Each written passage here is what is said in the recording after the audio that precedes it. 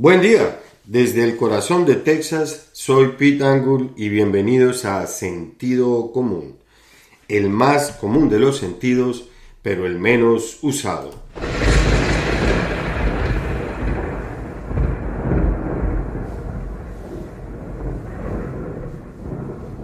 Bienvenidos. ¿Tienen el coraje para cuestionar lo obvio y unirse a Sentido Común? Hoy hablaremos, en opinión, la autodisciplina comienza con la fisiología.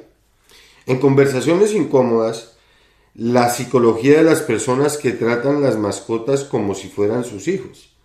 Y en Dixie Hick, aquí lo dije, la epifanía, que es mañana, enero 6.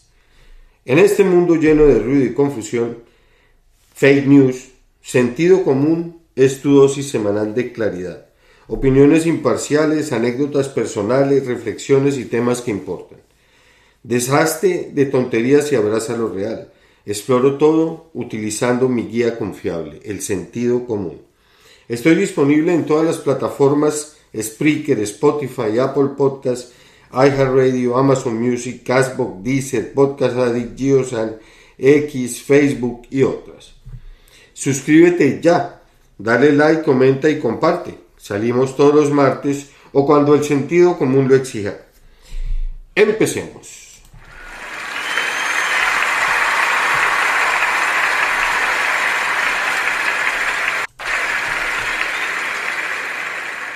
Iniciamos este año 2026 con el primer podcast del año. Lo iniciamos así con disciplina y reflexión, de acuerdo a los temas que hemos escogido.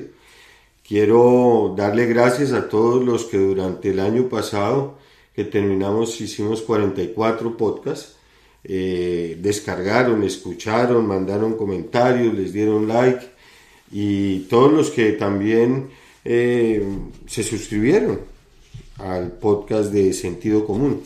Esperamos este año 2026 nos acompañen y compartan la información para que muchas más personas me escuchen. Entonces, en el tema principal de opinión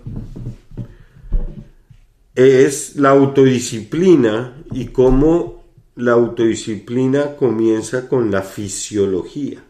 O sea, con lo físico, con lo tangible, no con la fuerza de voluntad, porque podemos tener una fuerza de voluntad y unas ganas de hacer las cosas, pero si no lo hacemos físicamente, entonces no tenemos disciplina, no tenemos autodisciplina. Y de eso es lo que vamos a hablar, cómo la autodisciplina comienza con la fisiología. Porque en sí, la autodisciplina no es un acto de castigo o pura voluntad, no. Sino es como un entrenamiento que hacemos del sistema nervioso y empieza con el control fisiológico que ejercemos sobre nuestro cuerpo. Sí, entonces estamos entrenando nuestro sistema nervioso para controlar las cosas que hacemos. La más importante de estas, por ejemplo, es regular el hambre o regular la ingesta de alimentos. Cuando empecemos con un verdadero control fisiológico de la ingesta de alimentos o regular el hambre, como dicen normalmente en los estudios, suceden cosas buenísimas. Por ejemplo, se fortalece la corteza prefrontal, que esa corteza prefrontal del cerebro es la que controla los impulsos y nos favorece en lo que son la toma de decisiones y en la regulación emocional. Podremos regular nuestras emociones de una manera más coherente. Eso, hay múltiples investigaciones que se han hecho, sobre todo la neurociencia, muestran muchas de esas investigaciones como cuando retrasamos la ingesta de alimentos, la ingesta de comidas, por ejemplo, ya hemos hablado del ayuno intermitente, cuando eso sucede, inmediatamente mejora el autocontrol. reduce la impulsividad que uno tiene y facilita la formación de hábitos. Entonces, cuando mejoramos el autocontrol, reducimos la impulsividad, ¿cierto? Y nos facilita que formemos hábitos que se van haciendo costumbres. Cuando hacemos esta práctica de controlar lo que comemos o controlar el hambre, lo que hacemos es entrenamos el cerebro para que él como que tolere, ¿sí? El disconfort o como esa necesidad que nos da de comer. Pero como no comemos, entonces estamos entrenando, le estamos enseñando al cerebro a que no reaccione, porque pudiéramos estar sintiendo las ganas de comer el pedazo de queso que quisiéramos comernos, pero físicamente decimos no lo vamos a hacer, no lo voy a comer, y el cerebro entonces se empieza a tolerar ese desconfort que tiene porque no se come el queso, ¿sí? Entonces, impulsivamente, cuando antes actuamos impulsivamente, ahorita pues estamos haciéndolo controladamente. Y todo este control, esta autodisciplina, se transfiere en emociones, en gastos innecesarios que hacemos por impulsividad, en adicciones e inclusive en el enfoque, ¿sí? No, nos permite enfocarnos en lo que estamos haciendo, en el objetivo que tenemos en ese momento.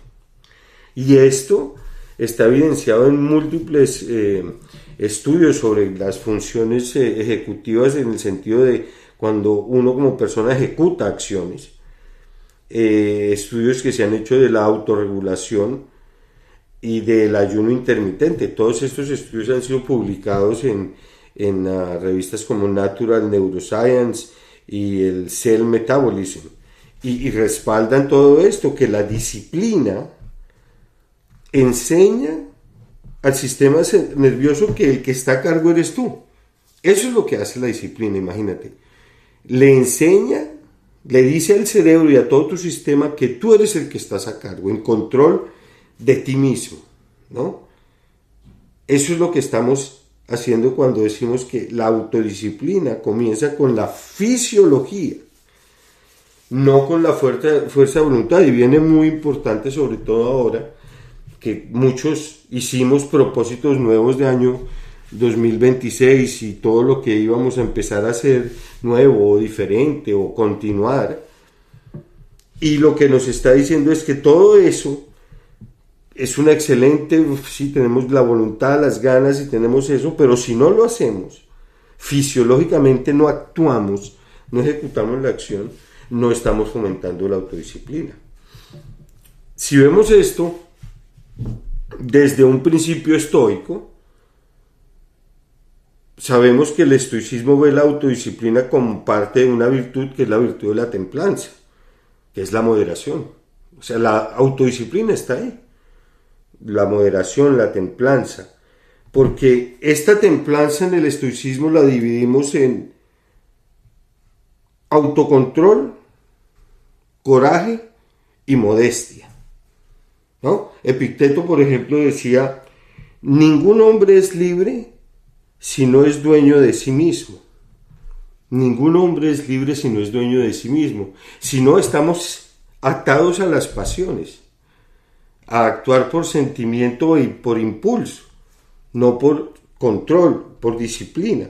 Entonces, en sí la disciplina no es represión, porque es lo que pasa, como que estamos viendo que la disciplina es que nos reprimimos de algo. No, la disciplina en sí es enfocarse en lo que está bajo nuestro control, que nuestras reacciones. Eso lo podemos controlar. Entonces estamos entrenando el cuerpo, que así como hace un atleta que se está entrenando, nosotros estamos entrenando nuestro cuerpo para que enfrente todas estas adversidades con ecuanimidad, con pausa, con calma, con paciencia, porque es la única manera en que podemos alinear el que la virtud se adquiere cuando rompemos hábitos negativos y estamos construyendo nuevos hábitos positivos. Ahí es donde la virtud se adquiere, cuando logramos hacer un cambio positivo, pero real, efectivo.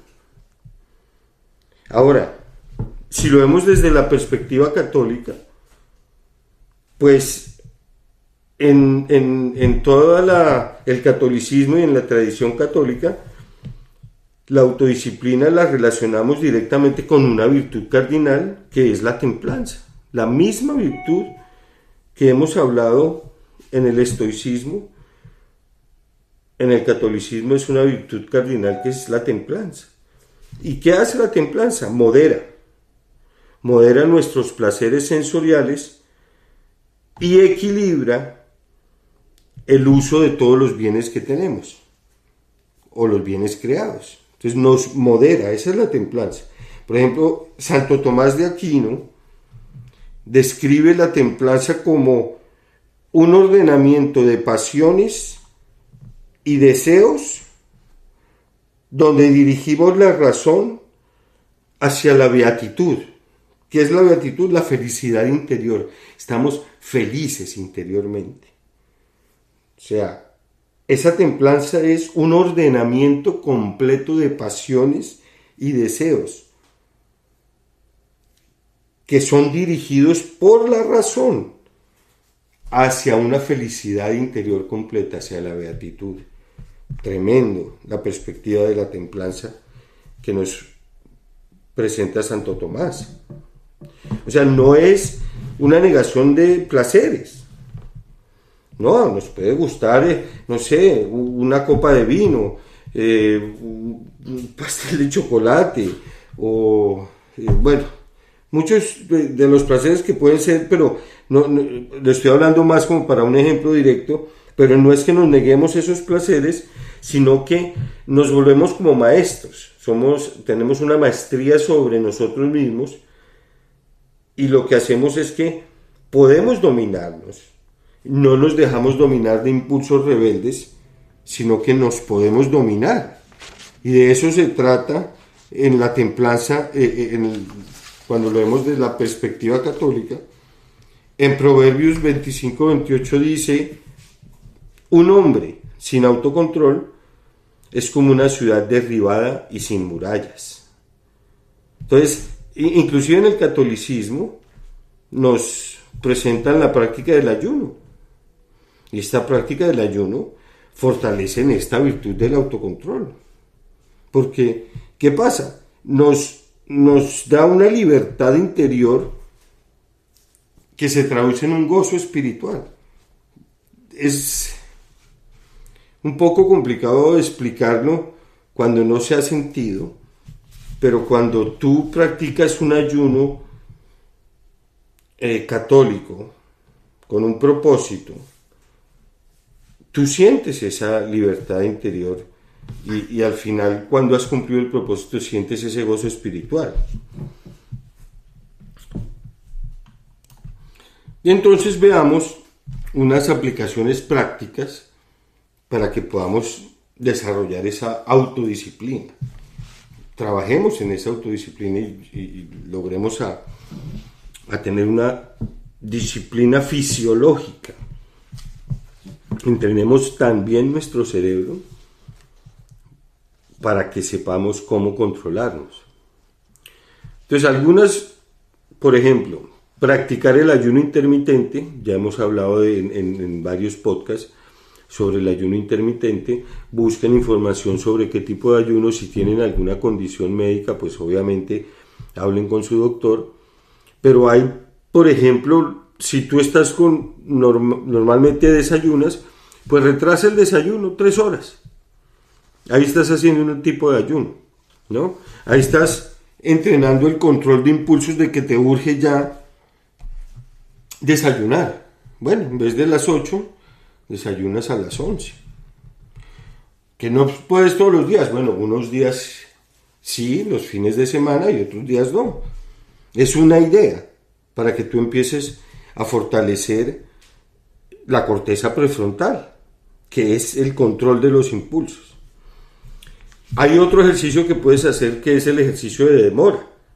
Entonces, si tienes un antojo o quieres comprarte algo y te das cuenta, paras, esperas 10, 15 minutos, evalúas si realmente necesitas eso. Ahí estás aplicando un puro razonamiento estoico, ¿no? O razonamiento, sentido común, si lo necesitas o no, y ahí decides. Entonces, ante un antojo, un impulso de compra, demóralo. Se llama el ejercicio de demorar.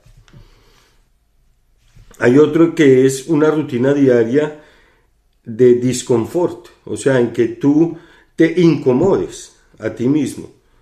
Por ejemplo, el caminar, si está haciendo frío o está haciendo mal día, o hacer más de la cuenta de un ejercicio que estás haciendo, y eso lo que te produce es algún tipo de malestar físico, pero lo traduces como un desafío. Ese desafío se termina siendo como un desafío emocional, porque lograste algo más, ¿no? Otra de las acciones que debes hacer es la reflexión nocturna. Hemos hablado de tener una reflexión al momento de irnos a descansar, al momento de irnos a dormir, e inclusive, si es posible, en que tú anotes qué acción tuviste de autocontrol ese día, ¿cierto? O simplemente hacer la reflexión nocturna en que haces un análisis de lo que sucedió durante el día, de lo que, ¿no? de lo que hiciste, de las actuaciones que tuviste, y ahí te darás cuenta si pudiste practicar algo de autocontrol, ¿no?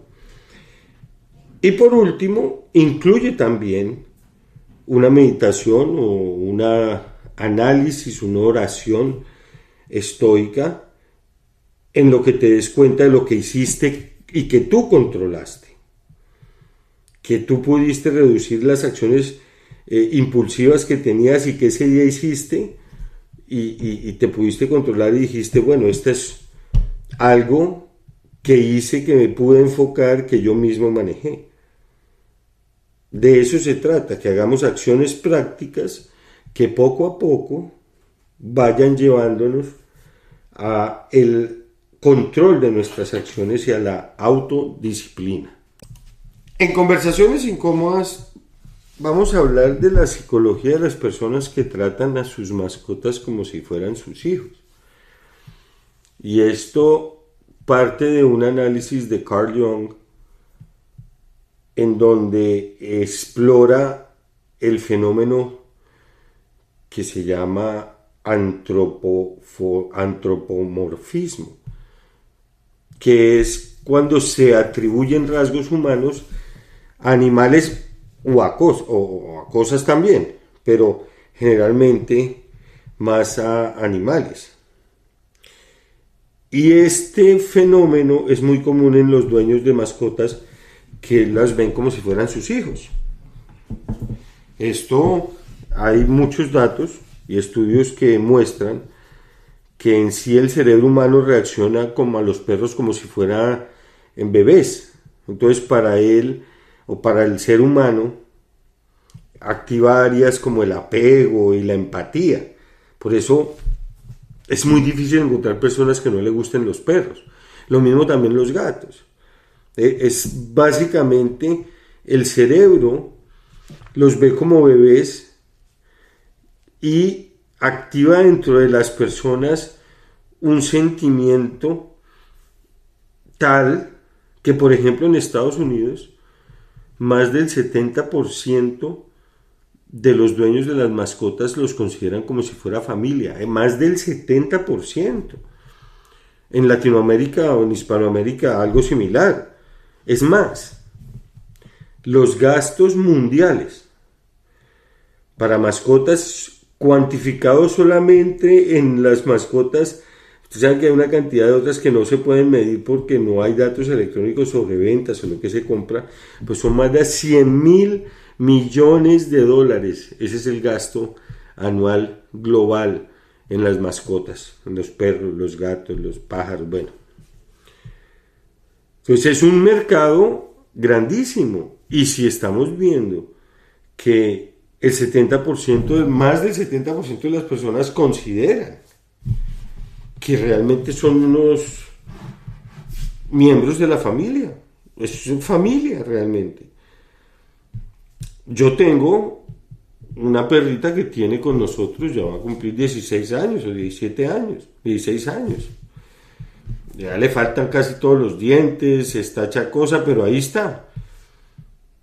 Sí, la quiero, juego con ella, me da unos sentimientos especiales, ¿no? De cariño, le veo sus ojos, como lo mira uno, pero nunca la he visto como si fuera mi familia. O sea, como si, sí, me imagino el momento que no esté, voy a sentir su ausencia y por supuesto seguro me va a doler y voy a estar triste. Pero no la considero como con mi apellido, pues, no parte de mi familia. Pero sí, más del 70% de las personas la consideran así, que las mascotas son parte de la familia y como tal así las tienen que tratar. Y las personas que tratan a sus mascotas e inclusive a las cosas están dentro de este fenómeno que se llama el antropomorfismo. Y sale de Carl Jung porque Carl Jung veía a los animales como encarnaciones del aspecto divino de la psique, de la psicología, del psique, o sea, un poco más complicado, pero como todo el pensamiento humano, él veía que los animales eran encarnaciones divinas de eso. Entonces, claro, para él era muy fácil decir que esos instintos inconscientes que tiene la gente o la manera en que tratan a las mascotas, pues por supuesto evocan ese niño divino, ¿no? Porque pues si ya dentro de su planteamiento los animales son encarnaciones de ese niño divino, entonces pues claro, para él es muy sentido o muy fácil explicar que hay una conexión instintiva entre los humanos y los animales, porque posiblemente en algún momento ese humano va a terminar siendo un animal. Pero cuando lo miramos con sentido común y sobre todo analizamos esta etapa pospandemia, que es una era más como de soledad, hay una epidemia, pienso ahora, de aislamiento. Quisiera llamarlo, no sé, aislamiento pospandemia. Pero, por supuesto, como las mascotas ofrecen un amor incondicional, sin ninguna de las complejidades humanas y todos los peos que a veces conlleva tener una relación, eso también muestra un rasgo de la personalidad porque proyecta sombras, ¿no? Como que degrada las conexiones reales que una persona tiene con seres humanos, y aunque muchas veces no es patológico y no es algo así que se haga mucho, para algunos inclusive es un tratamiento para el estrés, por ejemplo. Cuando esos comportamientos se vuelven excesivos, esto lo que indica es una evasión completa de las relaciones humanas profundas, ¿no? Las personas con tendencias altas a esto, al antropomorfismo, le atribuyen, por ejemplo, características humanas. Entonces, emociones al perro, que tienen pensamientos inclusive, o que mire cómo funciona, mire cómo me mira, y tienen intenciones. Y realmente esas características humanas no se las podemos atribuir a los perros o a los gatos, a quien, ¿no? porque es como una tendencia psicológica que tenemos todos los humanos en que quisiéramos comunicarnos, pero realmente la intensidad que se puede expresar en una comunicación entre individuos, entre personas, no es la misma intensidad que se va a tener con una mascota. La mascota te ve a ti sí como un animal más grande, mayor, con algún, no sé, como el padre de la manada, ¿sí? Pero tú no puedes convertirte en el padre de un perro que no es hijo. O sea, no. Es un tema un poco más complicado, sobre todo cuando hay personas que han tenido perros toda su vida y no lo ven como un estorbo, inclusive lo ven como parte de la familia, pero no estoy hablando de ese tipo de comportamientos, sino los que están vamos a decir, trasladando lo que son las verdaderas relaciones y están convirtiendo esas relaciones que deberían ser con individuos, con personas, en las relaciones que están teniendo con sus mascotas. Y se nota en todos los estudios que estas tendencias son más pronunciadas en las personas, por ejemplo, que se sienten solitarias, o esas personas que sienten una alta necesidad de conexión social, ¿no? Que están buscando compañía todo el tiempo. También estas personas tienen una mayor sensibilidad emocional, ¿sí? O inclusive una preocupación mayor por las relaciones sociales, pero no se traduce esto en relaciones con otras personas. Y también presentan como una alta apertura a la experiencia, ¿no? A ver como que esta relación a dónde va, e inclusive comportamientos que se asocian con rasgos medio autistas, ya cuando son comportamientos ya que se puede determinar clínicamente perversos, no perversos, pero inadecuados, ¿no? Y por supuesto estas personas buscan una predictibilidad y saben que a su mascota la pueden controlar en muchos de los entornos donde están, porque le puede decir exactamente qué es lo que quiere, dónde está, qué quieren, dónde quieren que se quede, y la pueden controlar. Entonces, si bien el tener sentimientos hacia las mascotas está perfectamente normal, porque pues es un ser que nos trae felicidad en la mayoría de los casos, y de alguna manera nos ayudan a comprender el mundo, porque fomenta conexiones que tenemos emocionales. Lo que pasa es que en exceso, cuando se tiene estas conexiones emocionales en exceso con los animales, esto va a llevar o puede llevar a malinterpretaciones en donde no se reconocen las verdaderas necesidades reales de una mascota y se llevan, hay gente que les tiene psicólogo, odontólogo, bueno, de todas las cosas, y inclusive no tienen hijos y prefieren tener mascotas. Bueno, es una decisión personal. Y esto, pues por supuesto, es un fenómeno ya universal. Lo que pasa es que pienso yo que esta intensidad en el sentimiento hacia las mascotas define o nos muestra diferencias reales e individuales de cómo interactuamos nosotros con el entorno, así como nos comportamos después. Tal vez el mismo tipo de relación que queremos buscar con un individuo o un humano va a ser completamente diferente de cómo esperamos que sea, porque esa relación que tenemos con la mascota es diferente.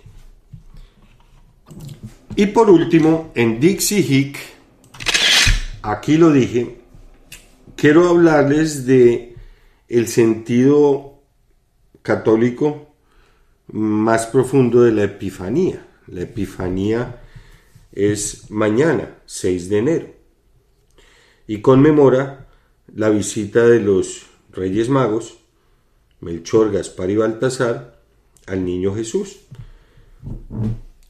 simbolizando de alguna manera la manifestación de los gentiles, que ellos eran los tres reyes magos, representaban los gentiles.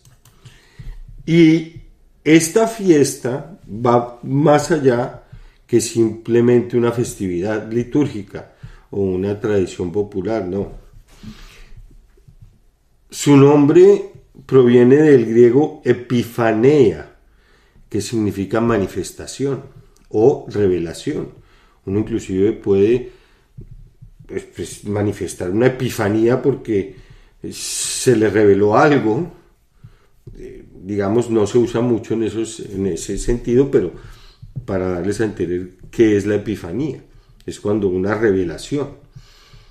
Y en el contexto, ya cuando estamos viendo lo católico, representa la manifestación de Jesucristo como el Mesías de Israel. Hijo de Dios, niño, nacido, y Salvador del mundo. Pero no solamente para el pueblo judío, sino para todas las naciones, que somos los gentiles. Y esos reyes magos simbolizan los gentiles que también fuimos a adorar al niño Jesús en Belén. Entonces, la epifanía desde el sentido católico es la manifestación o la revelación de nuestro Salvador en cada uno de nosotros, porque ya hay que buscarle un sentido más profundo, como en todas las celebraciones católicas o en el día a día católico, que estamos aquí para trascender. El Señor nos creó con un propósito, ¿no? Entonces, cuando el Mesías de Israel, el Hijo de Dios, Salvador del mundo, nace y reconocemos todos en ese nacimiento y vamos a adorarlo,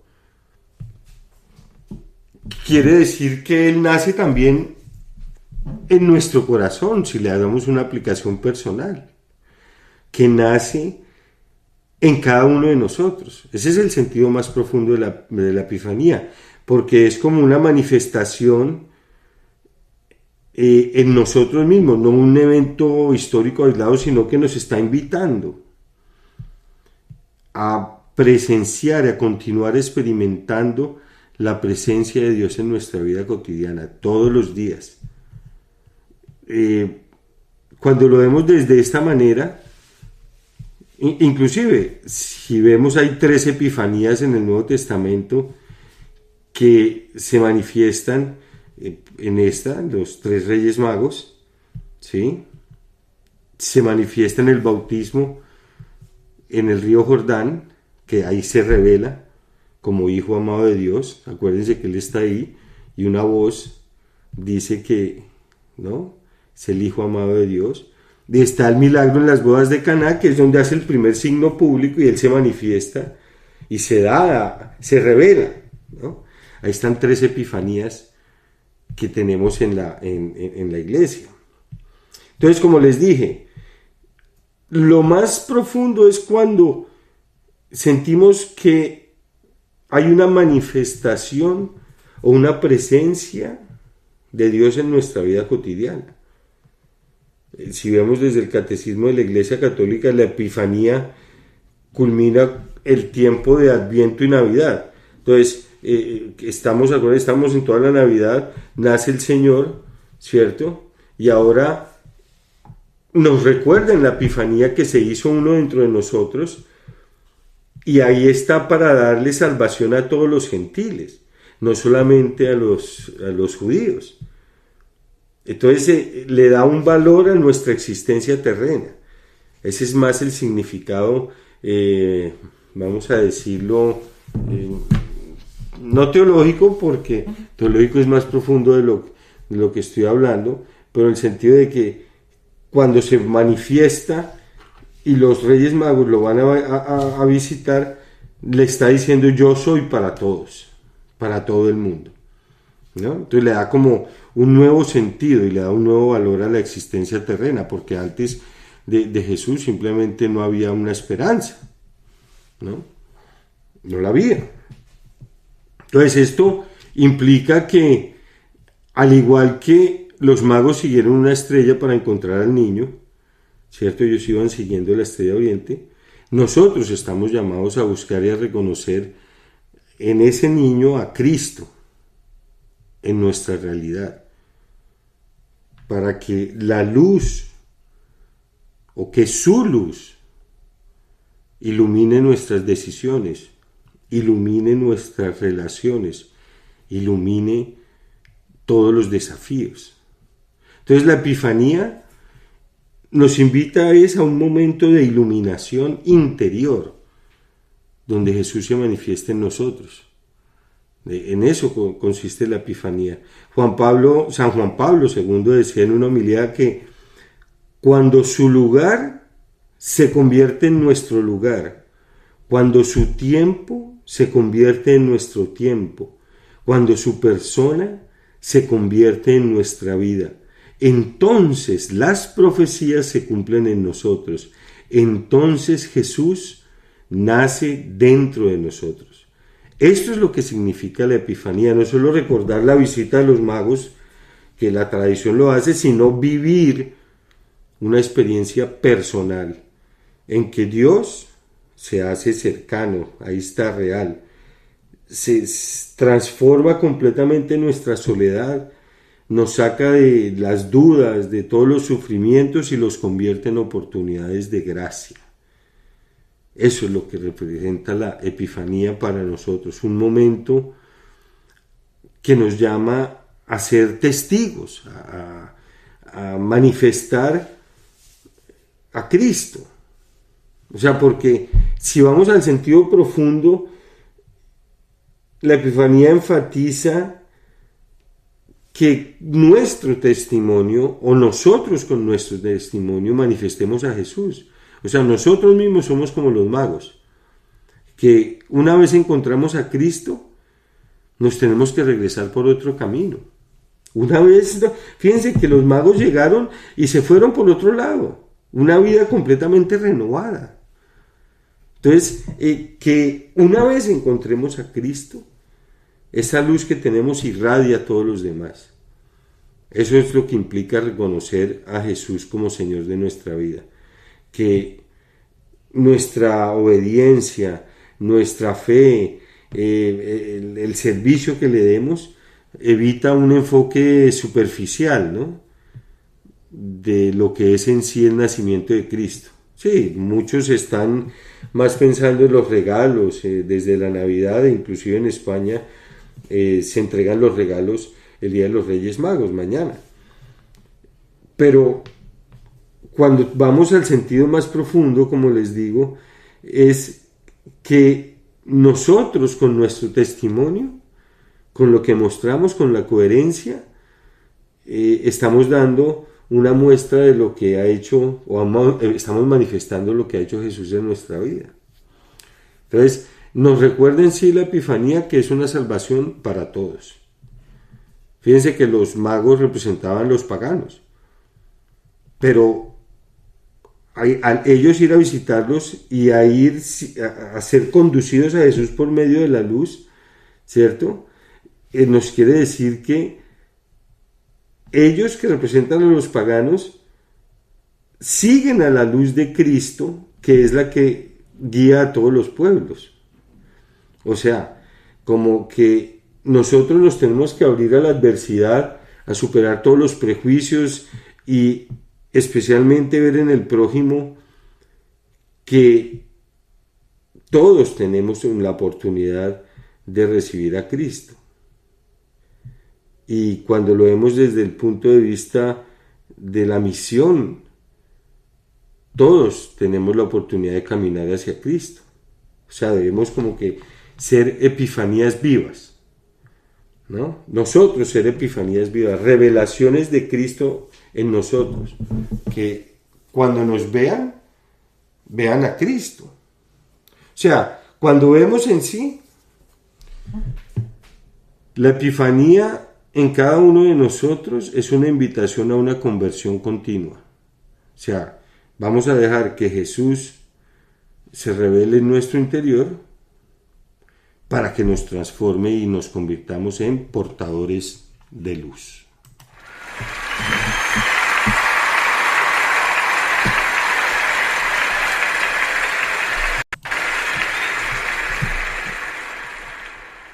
Nuevamente, gracias por haber acompañado a Sentido Común en el 2025 y empezamos este 5 de enero del 2026 con nuestro podcast número 1. Gracias nuevamente por escucharme. Por favor, manden y transfiéranle a todos sus amigos, familiares, porque en este mundo que tenemos, que está lleno de ruido, de confusión, de todos los fake news, de todo lo que sabemos, sentido común es una dosis semanal de información, de claridad. Son opiniones mías, opiniones imparciales, algunas anécdotas personales, reflexiones y temas que importan. Así que desháganse de tonterías, abracen lo real y sigan en Sentido Común. Suscríbanse ya, denle like, comenten, compartan, que salimos todos los martes o cuando el sentido común así lo exija. Gracias por estar con Sentido Común.